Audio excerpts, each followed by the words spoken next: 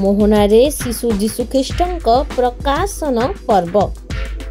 ଗଜପତି ଜିଲ୍ଲା ମୋହନାଠାରେ ଶିଶୁ ଯୀଶୁଖ୍ରୀଷ୍ଟଙ୍କ ପ୍ରକାଶନ ପର୍ବ ମହା ଆଡ଼ମ୍ବର ସହକାରେ ପାଳନ ହୋଇଯାଇଛି।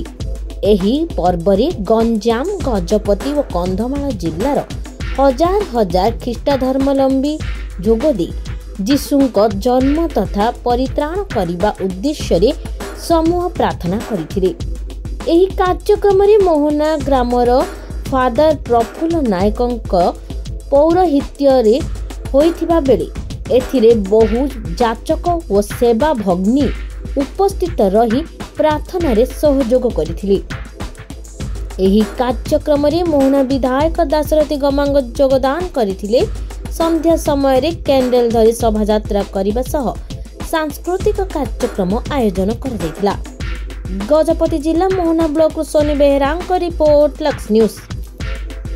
ମିଷ୍ଟର ସାନ୍ତିଆଗୋ ମାଳି, ଭ୍ରାମ୍ୟମାଣ ପ୍ରଚାରକ, ମୋହନା ସେଣ୍ଟ ପିଟର ଚର୍ଚ୍ଚ। ଆଜିକା ଦିନର ବିଶେଷତ୍ୱ ହେଲା ଯୀଶୁଙ୍କ ଜନ୍ମର 750 ବର୍ଷ ତଳେ ପ୍ରବକ୍ତାମାନଙ୍କ ମୁଖ ଦେଇ ଘୋଷଣା କରାଯାଇଥିଲା ଯେ ଜଗତର ପରିତ୍ରାଣ ନିମନ୍ତେ ଜଣେ ଜନ୍ମଗ୍ରହଣ କରିବେ।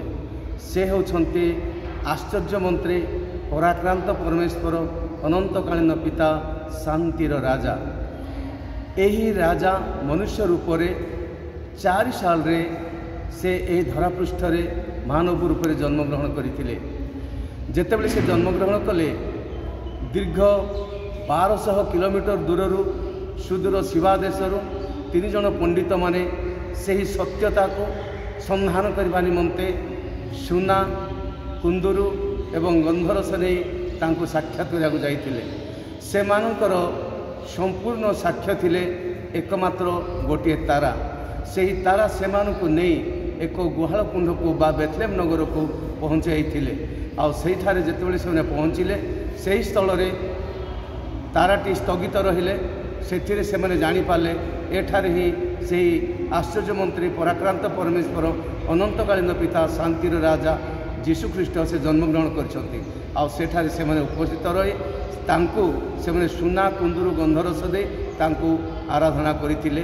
ଆଉ ତାଙ୍କେ ଯେଉଁ ପଥ ଦେଇ ଯାଇଥିଲେ ସେଠି ଫେରିବାର ଥିଲା, କିନ୍ତୁ ସେମାନେ ପ୍ରତ୍ୟାଦେଶ ପାଇଲେ ଯେ ସେମାନେ ଅନ୍ୟତ୍ର ଯିବା ପାଇଁ। ଆଉ ସେ ପ୍ରତ୍ୟାଦେଶ ପାଇଲା ପରେ ସେମାନେ ଅନ୍ୟତ୍ର ଚାଲି ଯାଇଥିଲେ। ଆଉ ସେହି ପ୍ରଭୁ ଯୀଶୁଙ୍କର ବା ସେହି ଶିଶୁ ଯୀଶୁଙ୍କୁ ଆଜି ଆମେ ପ୍ରକାଶନ ପର୍ବ ରୂପେ ପାଳନ କରି ଆମେ ଆମ ପରିତ୍ରାଣର ଯୋଜନା ନିମନ୍ତେ ଆମେ ସମସ୍ତେ ପ୍ରତ୍ୟାଶା ରଖି ତାଙ୍କୁ ଉପାସନା ଓ ଆରାଧନା କରିବାରେ ଆମେ ତତ୍ପର ରହିଅଛୁ। ମୋ ନାମ ମାର୍ସେଲ ନାୟକ। ଆଜିର ଦିନର ମହତ୍ଵ ହେଲା ଖ୍ରୀଷ୍ଟିଆନ ମାନେ ଏହି ଦିବସରେ ଶିଶୁ ଯୀଶୁଙ୍କର ପ୍ରକାଶନ ପର୍ବ ପାଳନ କରୁଅଛନ୍ତି। ମନୁଷ୍ୟ ସମାଜ ପାପରୁ ମୁକ୍ତି ପାଇବା ପାଇଁ ଯୀଶୁଙ୍କର ଆଗମନକୁ ଅପେକ୍ଷା କରି ରହିଥିଲେ। ଯୀଶୁ ପରମେଶ୍ୱରଙ୍କ ଦ୍ୱିତୀୟ ବ୍ୟକ୍ତି ଅଟନ୍ତି। ଦୀର୍ଘ ଦିନରୁ ସେ ପ୍ରତିଶ୍ରୁତି ପାଇଥିଲେ ଯେ ଜଗତକୁ ସେ ପରିତ୍ରାଣ ପାଇବେ। ଆଉ ଯୀଶୁ କେବେ ଆସିବେ ତାକୁ ଅପେକ୍ଷା କରି ଦୀର୍ଘ ସମୟ ବିତି ଯାଇଥିଲା। ଏ ବିଷୟରେ କୁମାରୀମାନେ ଦୂତ ଯାଇ କହିଥିଲେ ଯେ ତୁମେ ପୁତ୍ରଟେ ଜନ୍ମ ଦେବ। ଆଉ ତାଙ୍କ ସ୍ୱାମୀ ଏମିତି ଜାଣିଥିଲେ ଏକ ପୁତ୍ର ସନ୍ତାନ ତାଙ୍କ ସ୍ତ୍ରୀ ଠାରୁ ଜନ୍ମ ଲାଭ କରିବେ। ଆଉ ସେ ଏକ ଦିନ ଆସିଲା। ଗତ ଡିସେମ୍ବର 25 ତାରିଖରେ ତାଙ୍କର ଜନ୍ମଦିବସ ପାଳନ କଲୁ। ଆଜି ଜାନୁଆରୀ ମାସ 6 ତାରିଖରେ ତାଙ୍କର ପ୍ରକାଶନ ପର୍ବ ପାଳିତ ହେଉଛି। ଏତେ ଦିନ ଗ୍ୟାପରେ, କାରଣ ସମଗ୍ର ମାନବ ଜାତି ତାଙ୍କର ଅପେକ୍ଷାରେ ଥିଲେ, ତାଙ୍କର ପ୍ରତୀକ୍ଷାରେ ଥିଲେ। ଆଉ ପୂର୍ବ ଦେଶରୁ 3 ଜଣ ପଣ୍ଡିତ ସେମାନଙ୍କର ଭେଟି ଧରି ତାଙ୍କୁ ଦର୍ଶନ କରିବାକୁ ଆସିଲେ। ସେମାନଙ୍କ ଭେଟି ମଧ୍ୟରେ ପ୍ରଥମ ଜିନିଷ ଥିଲା ସ୍ୱର୍ଣ୍ଣ, ଯାହା ଜଣେ ରାଜାଙ୍କୁ ସୂଚାଏ।